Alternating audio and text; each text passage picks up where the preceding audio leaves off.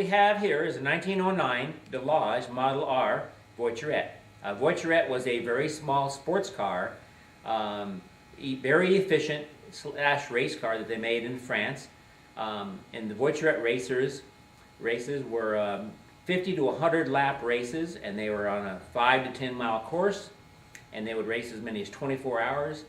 They were all small cars with efficient power plants. Most of the better ones had a 4-speed transmission. This is a 60-mile-an-hour car easily.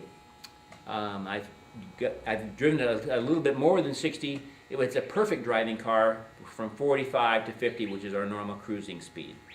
So it's a very high-tech racing engine. 3,200 RPM for 1909, 1910 motor. The typical RPM range for a motor back then was between 1,000 and 1,600 RPMs. This engine was made by Below.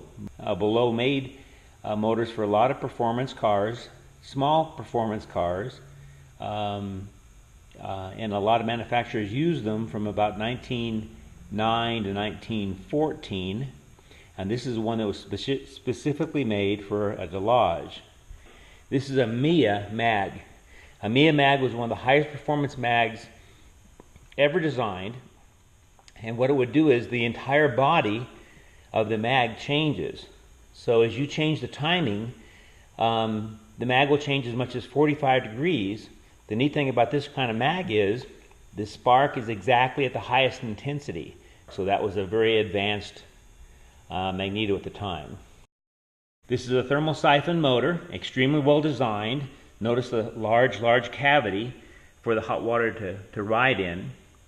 Thermal siphon meant that the water in the top part of the head was always the hottest, so it would circulate, and as it circulated, it would push through through toward the bottom of the radiator, and that flow caused by the cool water would make it circulate. An updraft carburetor. Notice there's no intake manifold and no exhaust manifolds, all internally cast. One thing we found that in the head, the head is steel and the crankcase is aluminum. It's not cast iron, it's cast vanadium steel. So when we tried to do anything to it, including putting the seats in, we're going to put hardened seats in, we found that the cast steel was harder than what the cast on what the new hardened seats were. So they really had their metallurgy down. That's why I think we had absolutely no wear in the cylinders after 106 years. There was just none. There wasn't even 1,000th of an inch of wear in the cylinders, which is pretty amazing. But we're going to take this in the race of the century race next year, and the stock valves are very thin on their edge for their seat. So the stock valves with the unleaded gas that we have today will melt. So we are having some stainless steel valves made. It had never been rebuilt before, and this is the original piston and original valve. The pistons, as you can see, have about 10 rings in it. The reason that it has so many rings in it is because the groove is so wide back then, but there's also space in these rings, so as it goes up and down, it shuffles and doesn't actually have the right compression because the rings are moving. So when the piston hits top dead center, it has to come down 30 thousandths before it brings the rings back down with it. So this wasn't a very good method of sealing an engine, but they had two to three rings per groove, which is pretty amazing for back then. Long skirt, steel, weighs 2 pounds. When we rebuilt the engine, we took out the original pistons, and we found that we didn't have to bore the engine at all. Not 10 thousandths over, not 30 thousandths, zero. All we had to do was hone it, even though it's 106 years old. So we thought, since we're taking it all apart, we should go ahead and put some modern pistons in to make the engine live longer, and with some modern rings that seal correctly. So these are the pistons that we have for it now that are in there. They're aluminum. These weigh 1 pound. These weigh 2 pounds. And the skirt is not as long because it doesn't need to be as long.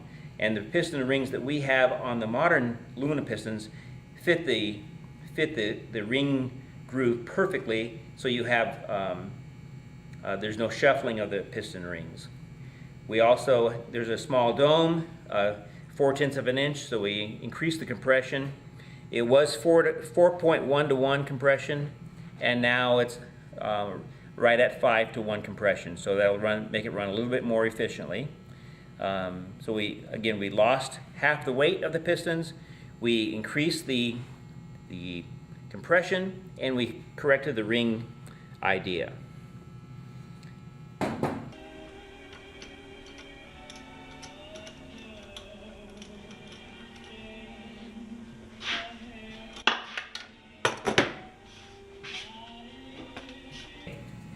We weren't going to do much to the bodywork of the car.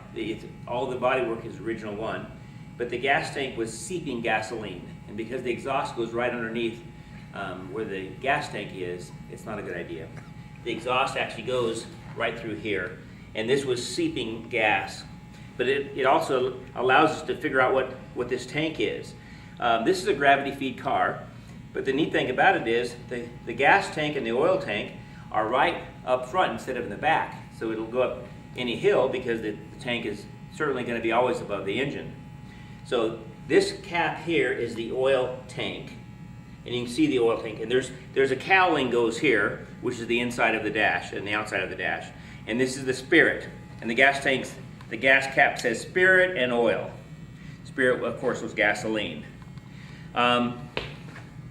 The tank is all copper, and it had about 12 positions on it that had some seepage. So that we had to dip the whole tank and vat it, and then do all of the filling with carbon dioxide so we could solder on all new copper. Here is the completed engine, ready to put the hood on, put the radiator on.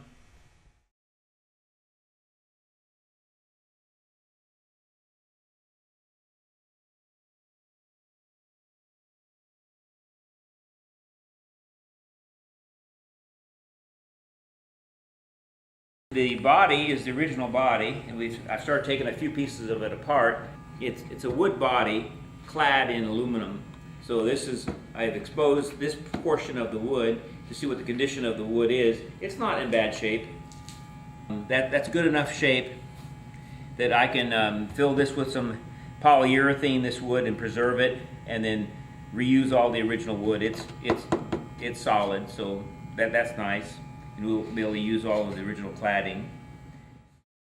This is cast aluminum, and then they cast in the body pieces of what look like oak. So even though this piece of wood is cracked, you can see that it's steam bent to match the body contour. They placed it inside the body 106 years ago, and it's still in the body, and it's not been replaced because it's original wood. The same with this piece of wood also right here. And that would be a pretty hard piece of wood to recreate as well as that would be. This is the original teak steering wheel and the original teak dash.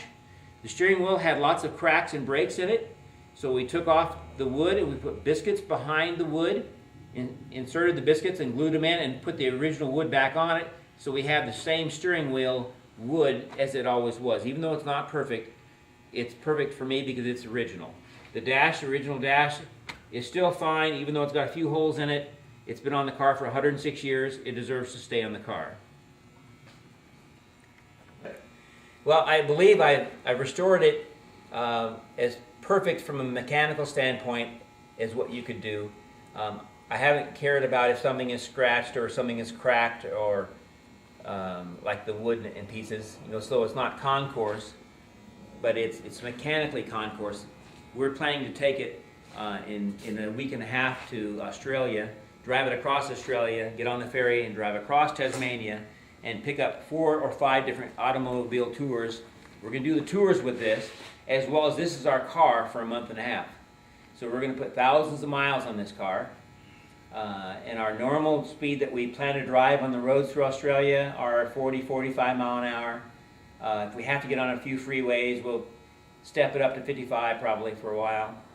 But it's as drivable as a 1909, 1910 car could be, I believe.